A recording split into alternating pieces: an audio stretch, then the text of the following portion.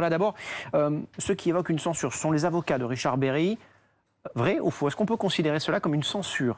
À partir du moment où on déprogramme quelque chose qui est prévu, il y a un acte de censure. C'est une œuvre artistique qui devait être présentée ou représentée à un public et qui ne l'est pas. Alors parfois, il y a des conditions objectives. On déprogramme parce qu'un programme plus urgent arrive, une personnalité a disparu, on programme un film. Ce n'est pas le cas.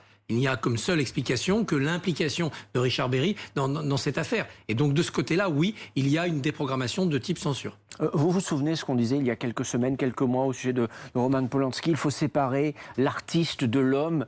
Le débat avait été vif. Est-ce qu'il est le même aujourd'hui avec Richard Berry et ses accusations? Bien sûr, il est le même, évidemment. D'abord parce que Richard Berry a droit à la présomption d'innocence. Je vous rappelle qu'il n'est pas mis en examen, il n'est pas gardé à vue. Il y a une enquête préliminaire dont on ne connaît pas le résultat sur des faits prescrits. Mais je ne suis pas là pour juger des faits ou pour parler des accusations contre lui, mais simplement pour constater que dans l'état de droit, il me semble difficile de corréler le téléfilm de France 3 aux accusations contre Richard Berry. Ou alors le faire veut dire qu'on commence à jeter toutes nos bibliothèques, tout ce qui constitue nos discothèques ou nos iPods, pour enlever toute œuvre qui de près ou de loin ne répondrait pas ou dont l'auteur ne serait pas, on va dire, tout à fait conforme à une morale contemporaine. Donc c'est une grande absurdité. C'est ce qu'on appelle la cancel culture, pour faire simple aujourd'hui dans les campus américains.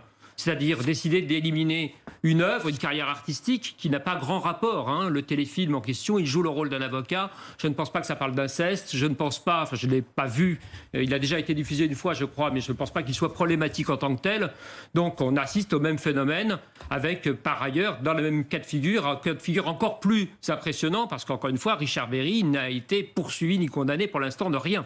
Ursula Le Maine et la présomption d'innocence dans tout cela, qu'est-ce que vous en pensez? Alors, je pense que là, il y a une totale confusion des notions, parce qu'effectivement, on nous parle de présomption d'innocence, de tribunal médiatique, etc. Mais la présomption d'innocence, c'est un principe de preuve qui incombe aux tribunaux et qui signifie que l'accusation doit apporter des éléments de preuve pour prouver la culpabilité d'un accusé, qui, lui, est présumé innocent jusqu'à preuve du contraire. Et donc, ce principe de procédure judiciaire, il n'est pas prétexte à la silenciation des victimes, ni à empêcher tout débat de société sur les violences sexuelles, parce que oui, la question des violences sexuelles, c'est bien une question de société, c'est une question politique qui doit être adressée et les victimes ont le droit de parler. Et France 3 a également sa liberté éditoriale qui lui incombe et dont elle est libre. Elle a le choix, cette chaîne, de programmer ou de déprogrammer des éléments en fonction de l'actualité. Là, on est dans un contexte où il y a une accusation qui est récente, où les deux personnes vont être entendues par la justice. En plus, on est dans un contexte où il y a tout un débat de société autour de l'inceste qui indigne à juste titre. Donc, dans ce contexte-là, on parle comme vous l'avez dit, de décaler un programme. Pourtant, on nous parle de tribunal médiatique. Alors, pour nous, c'est vraiment révoltant de comparer ça à une décision d'un tribunal, parce qu'on doit le rappeler, encore une fois, malgré tout, le viol, c'est un crime pour lequel on encourt 20 ans d'emprisonnement. Et le simple fait de déprogrammer un téléfilm, ça n'a absolument rien à voir avec vraiment ce qu'on pourrait encourir dans un tribunal. Et dans un pays où moins de... Mais que l'on sache, pardon de vous interrompre, mais que l'on sache pour l'instant,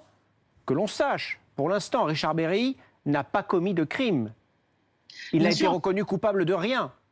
Mais c'est ce que je suis en train de vous dire. Là, c'est ce qui incombe au tribunal de prouver ou de ne pas prouver. On parle des faits prescrits. Oui, il y a la prescription. La prescription n'empêche pas, encore une fois, aux victimes de s'exprimer et au débat d'avoir lieu.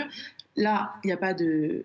Comme l'a dit la personne en reportage, il n'y a pas des policiers qui sont venus chercher Richard Berry chez lui pour le mettre en prison sans procès. Il y a simplement une décision éditoriale de la part de France 3 qui ne veut pas mettre de l'huile sur le feu dans un contexte difficile et compliqué à l'heure actuelle. Et également, est-ce que les téléspectateurs ont envie de voir ce téléfilm dans ce contexte-là? Je pense que France 3 a fait son choix en conscience et ça montre justement que la société est en train de basculer et que le seuil de tolérance vis-à-vis des viols et encore plus des viols pédocriminels, de l'inceste et de leur impunité baisse, que la honte change de camp et que les femmes et les enfants victimes de violences sexuelles ne se tairont plus. Alors d'abord, pour mémoire, je le rappelle parce que ce